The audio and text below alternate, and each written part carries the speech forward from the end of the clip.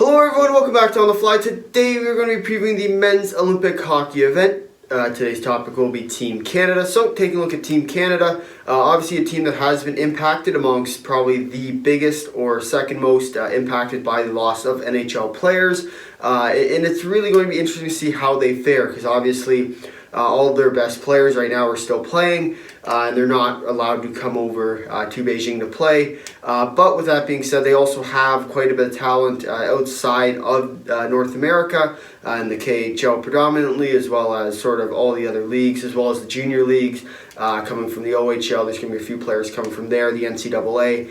So it is going to be very interesting to see how they sort of fare up against international competition. They have in the past done fairly well in the tournament, Olympic-wise, winning the bronze medal in 2018 without the Olympic players, and in 2014 the gold, and 2010 the gold as well. But I am very interested to see how they sort of come about, because obviously the 2014-2010 years they had the NHL players and they won the gold pretty handedly, and then as soon as they won without the NHLers, they had a little bit more struggle to make it to the medal round. But finally winning the gold medal, I think, is going to be sort of what you're looking for out of the Canadians for this year. But really, I think that they have a solid enough team to really compete, and I am very curious to see how they sort of do this year.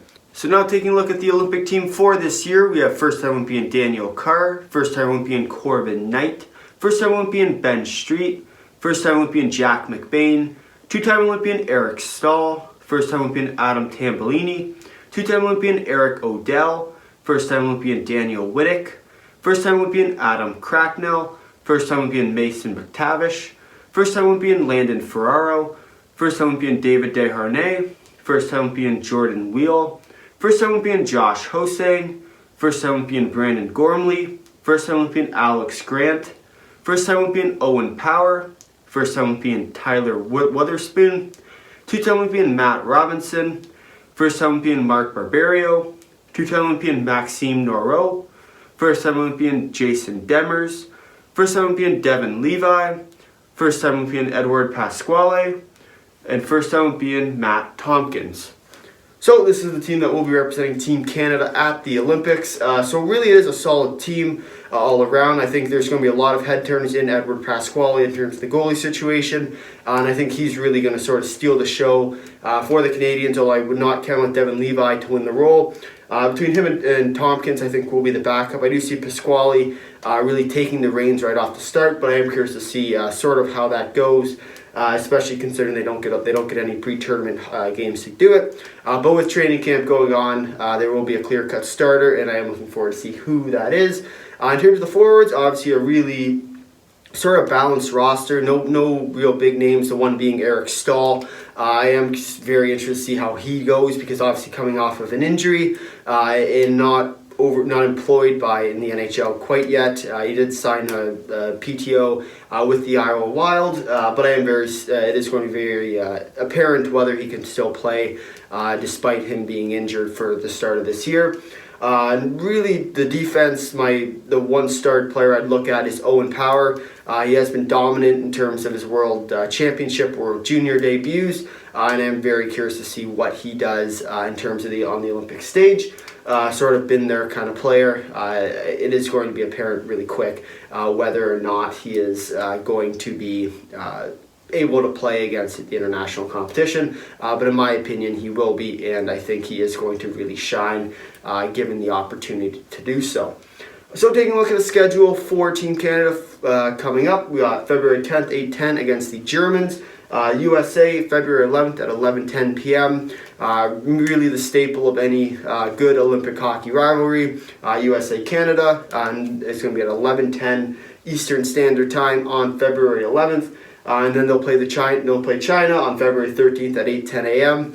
So it is going to be curious to see whether or not they do beat the standard 14-goal plus-minus there. I do think it's going to be a tighter game than most people think, and with China releasing their roster, there are some players there that might actually do well against the Canadians especially, but I think in the end it's going to be a slaughterhouse, but I don't think they will beat the 14-goal sort of betting odds that typically happens when Canada plays against a team that shouldn't really be there. So moving on past the preliminary rounds, then they go on to the qualifying round if they don't win their division. In terms of winning their division, I think Canada does have a shot at winning the division. It's probably in between them, the U.S., and Germany. Germany is an underdog as always, but I think in the end it will be Canada or Germany to win the division. I wouldn't count out the U.S. as well, but with that being said, I think it's got to be Canada or Germany taking the division. And then moving on, if they win the qualifying rounds on the 14th and 15th, they'd play on the 15th and 16th for the quarterfinals. Moving on to the semifinals on the 17th and 18th, and the bronze medal game February 19th at 8:10 a.m. and the gold medal game on February 19th at 11:10 p.m. Eastern Standard Time. So taking a look at expectations for this team, I think a gold medal is very attainable. They do have the roster to do it, a lot of young guys, and quite a few guys that have also played in the NHL, been there, done that kind of guys, as well as having players that have already played in their Olympics. The veteran leadership's definitely going to be there. I look to a guy like Staal. Although he hasn't played in an Olympics in the last 8 years or 12 years now, he being a part of the gold medal winning team, I think is very good experience for the Canadian team to have. And I think he's really going to lead by example and really help Canada towards their goals of winning the gold medal.